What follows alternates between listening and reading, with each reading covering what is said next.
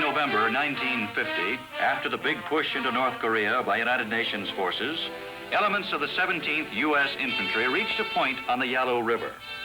This, the border of Manchuria, was the objective of MacArthur's End the War campaign. Everything had been going well for our side since the Incheon landing and the breakthrough at the Pusan perimeter in mid-September. And then something happened. The Chinese came into the war. Suddenly, the effective enemy strength increased about 300%. The word came that all United Nations ground forces were to withdraw southward. As General MacArthur put it, this was an entirely new war. By now, we were opposed by great masses of Chinese troops and were greatly outnumbered. A rapid retreat to the south had to be made in the face of this massive threat. The enemy push was about to carry him all the way to below Seoul in South Korea, his second big attempt to push us off the peninsula. The C-119s operating from Ashia Air Base in southern Japan airdropped supplies to our withdrawing ground forces. Operations possible only because our air forces maintained air superiority. All through this period of retreat, the boxcars dropped much-needed ammunition, food, and medical supplies, as well as heavy stuff such as vehicles and artillery pieces.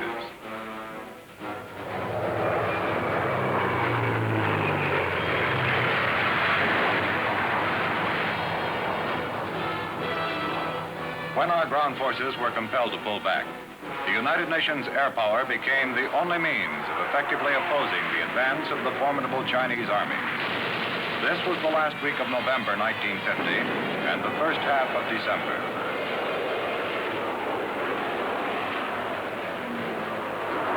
The F-80s went up and hit the enemy close to our lines. And there were also a great many interdiction and reconnaissance missions. It was our air strength again, as it was at the beginning of the conflict 6 months before, that prevented the envelopment of our withdrawing ground forces.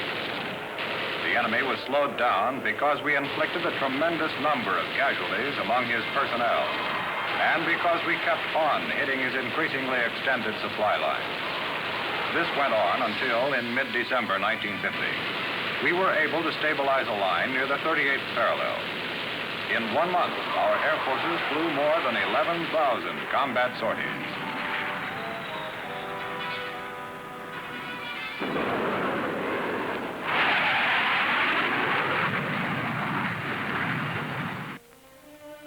At this time, the middle of December 1950, our F-86s went into action against the MiGs. And now began one of the brightest chapters in the story of our air forces in the Korean conflict. Here we are in the pilot briefing room of an F-86 squadron.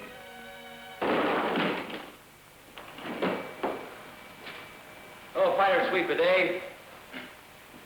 In this area right here, we'll start engines as indicated on the board. Here's the plan. Tiger flight, you'll take off, up to this area here, right out up to here, where you make a right turn, come about 30 miles inland, look back in. Eagle flight, you'll follow Tiger, you'll come out this area here, up to this point here where you make a left turn, hook back in. The last two flights, Wolf and Robin, will take off and come up the center, this point here, where they'll cut right up in to the Yalu River, cutting short of the Yalu, where they'll split, one doing a right turn, and Wolf will make a left turn. Now, the first 4 flights into the area will stay below the contrails and keep a close watch on the fighter bombers. The last 2 flights will go above the contrails and check very closely for any MiG aircraft that might come in above the cons. Now, if you see MiGs up there today, call them out. Give their altitude, direction, and geographical location on the map. And call it out and then get off the radio. Now remember, once you look around, keep your speed up. And if you do get a bounce, cut him off and drive in range. When you get in range, shoot, and when you shoot, shoot to kill. Anybody got any questions? Okay, let's go again.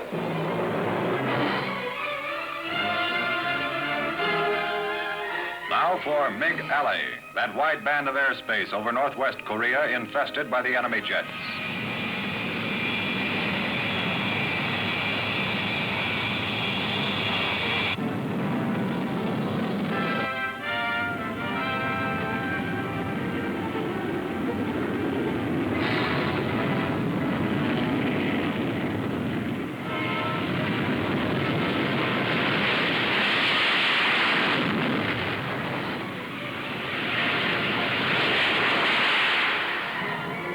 F-86s had this great advantage over the Russian-built MiGs. They were better handled. Simply as aircraft, the MiGs were at least the equal of the F-86s, and the enemy had a lot of them. They usually outnumbered the F-86s, sometimes by as much as 3 or 4 to 1. But our pilots were much more skillful than theirs. This was the big reason that we destroyed 8 times as many of their fighters as they did of ours. During the entire war, 827 MiGs were down. We lost 112 jet aircraft in air-to-air combat.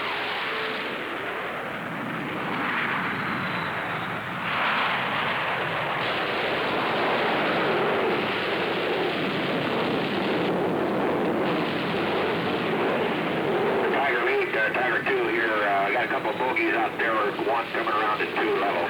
Roger, boy, I got him.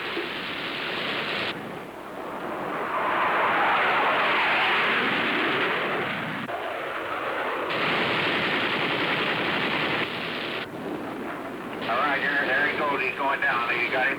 All right, boy, that's a good deal. Watch it. We got 4 of them coming in here on us at 7 o'clock. Hang on. I haven't got him. Go ahead, take it, and I'll cover you. All right, I'm going in now. Okay, he's down, boy. You got him, too.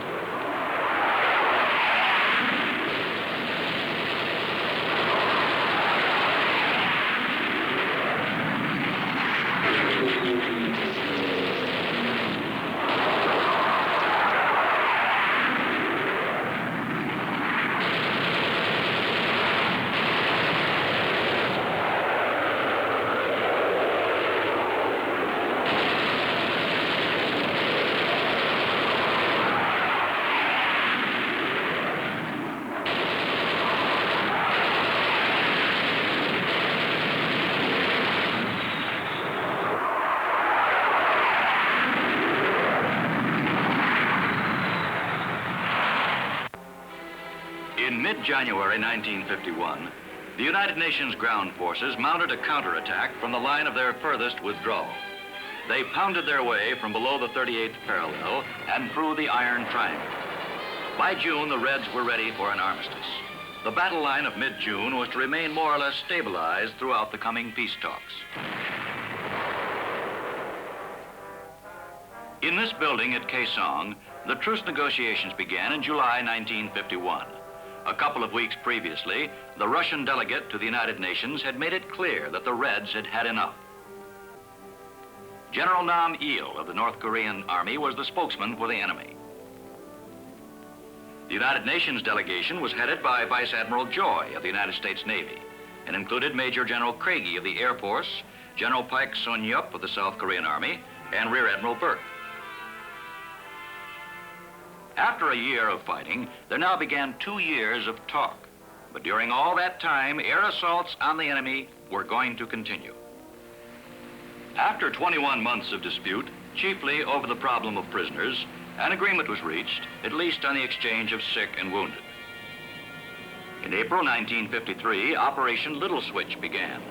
To Panmunjom, communist ambulances brought, at the rate of 100 a day, about 600 United Nations prisoners.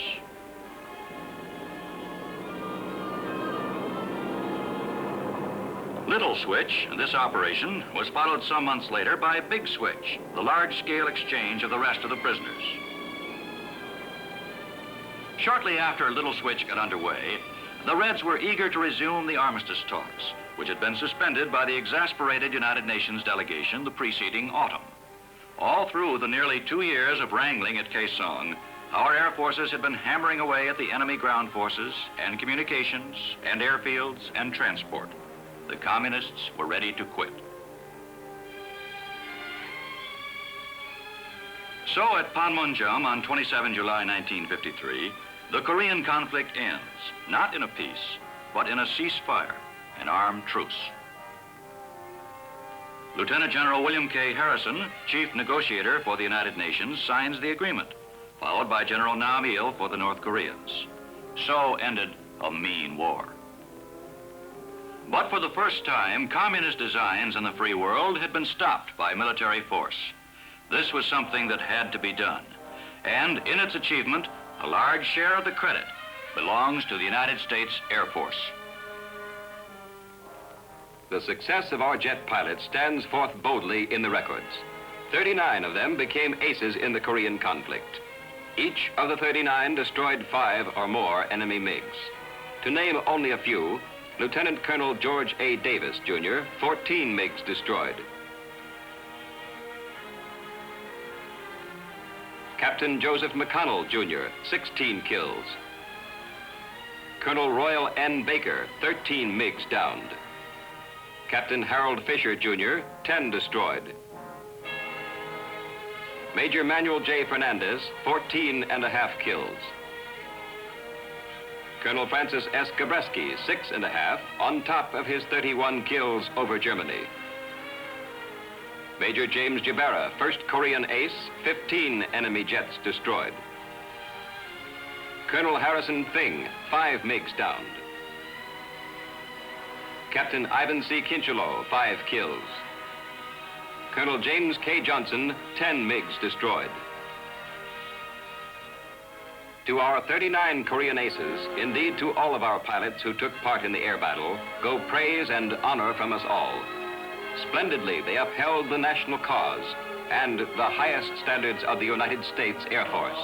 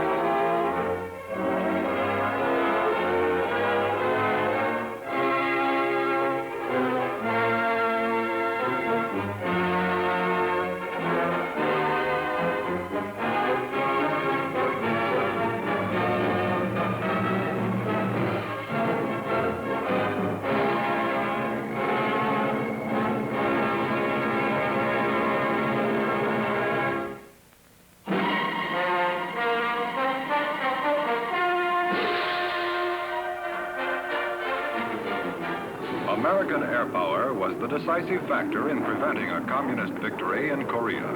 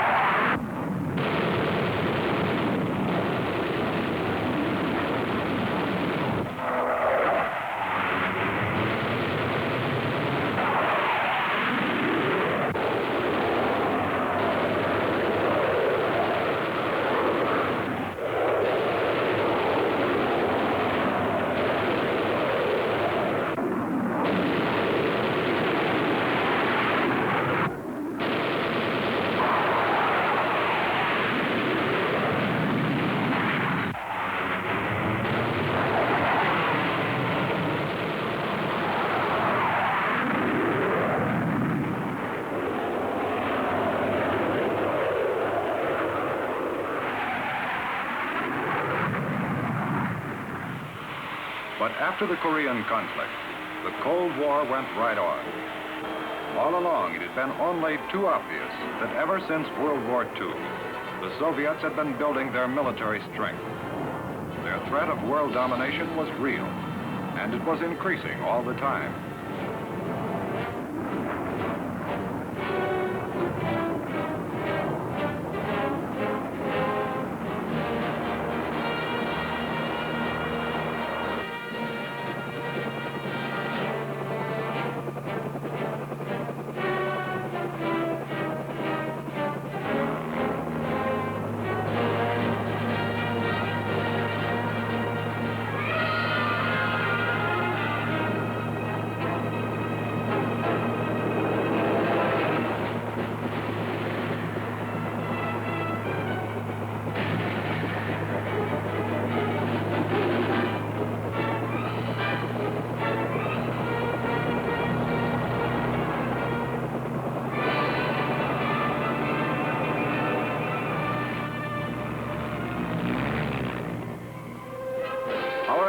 answer to this threat had to be air power, a greatly expanded Air Force.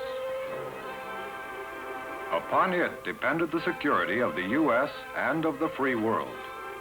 Because the Soviet threat was worldwide, our air power had to have global range and be instantly ready to respond.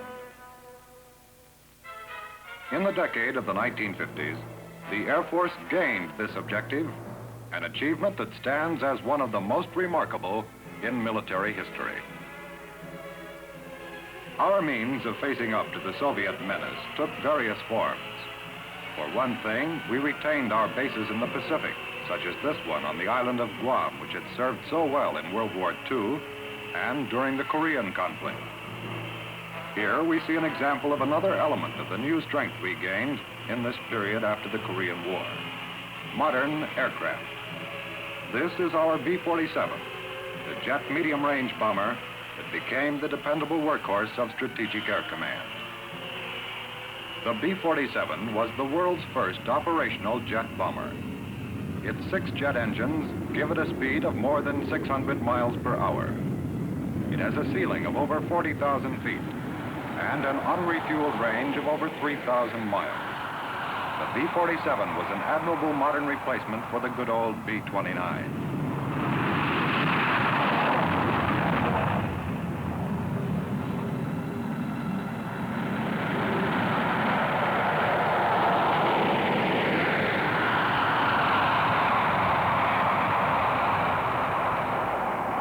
The Soviets, too, as we knew very well, were developing formidable modern military aircraft. They had good bombers. They had their MiGs and other excellent fighters.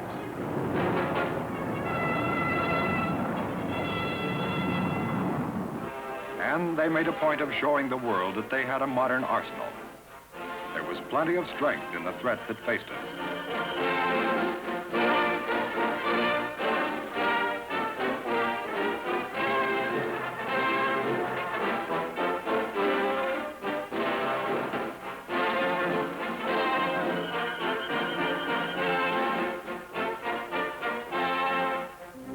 The peril to Western Europe had resulted in 1949 in the formation of NATO, the North Atlantic Treaty Organization. The United States, as a leading member, contributed heavily to NATO's air power.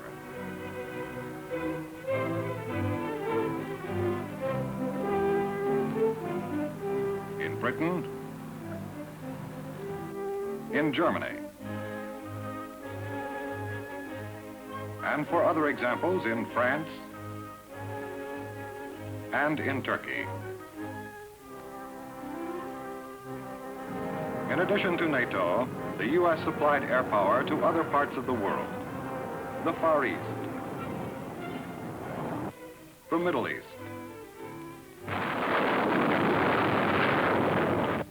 and the top of the world.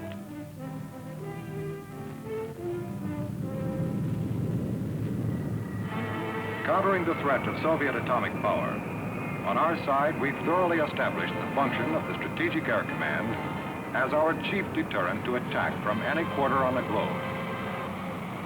In 1955, we had ready the B-52 Stratofortress, which we see here on snow-covered Loring Air Force Base in Maine, one of the far-flung system of SAC bases.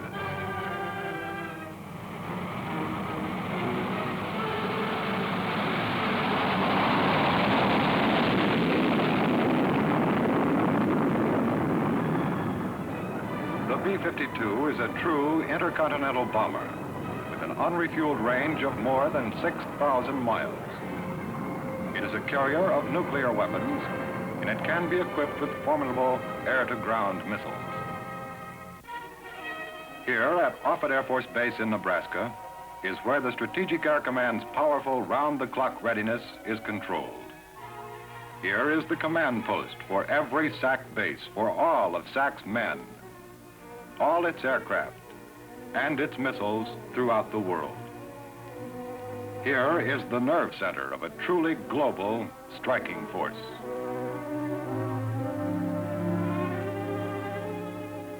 It was in this decade of the 1950s that missiles were brought into the family of weapons of aerospace warfare.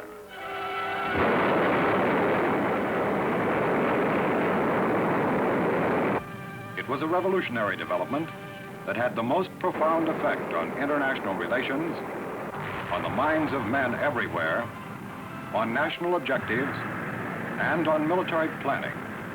For missiles made necessary a new concept of aerospace power, the mixed force. Manned aircraft, now so powerful and reliable, would still be indispensable. But now we needed the advantages of missiles too. And after long and hard effort, we had them.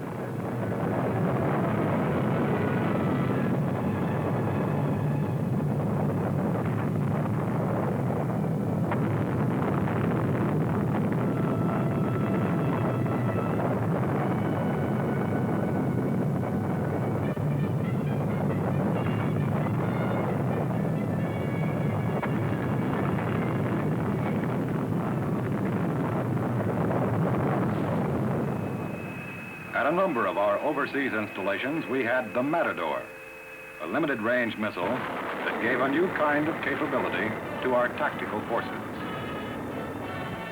Our British allies established bases for the use of the Thor, our own Air Force intermediate-range ballistic missile.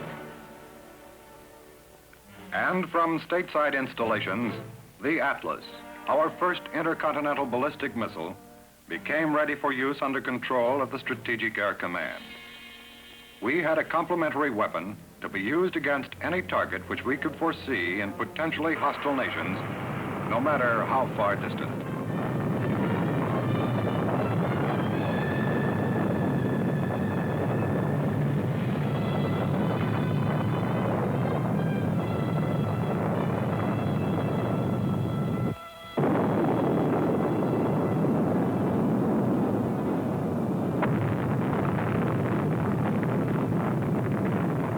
Our worldwide Air Force derives its strength from many sources. We had our missiles, ready to deliver deadly counterblows upon any antagonist who dared to attack us. We had our modern bomber force, poised at widely scattered bases to deliver a nuclear counterattack if war was forced upon us.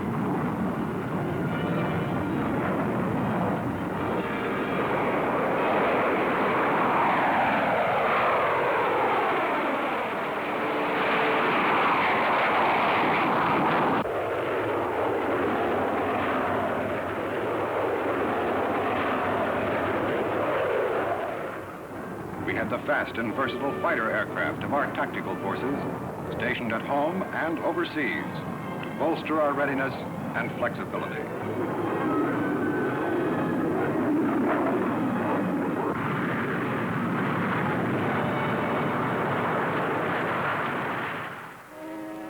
We had our many thousands of officers and airmen, many of them highly trained specialists in technical and scientific fields. We had hundreds of thousands of people in industrial plants who worked in support of air power.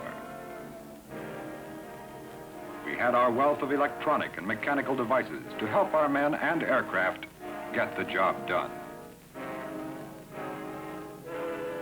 And we had our pool of scientific know-how devoted to the direction and accomplishment of Air Force research.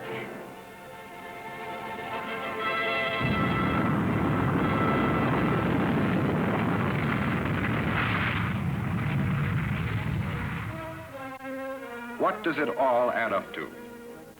All of these elements have a single goal: to keep the United States all-powerful in the air. The great and central objective of preserving peace by deterring those who might plan to dominate us, and by being strong enough to win any war that might be forced upon us.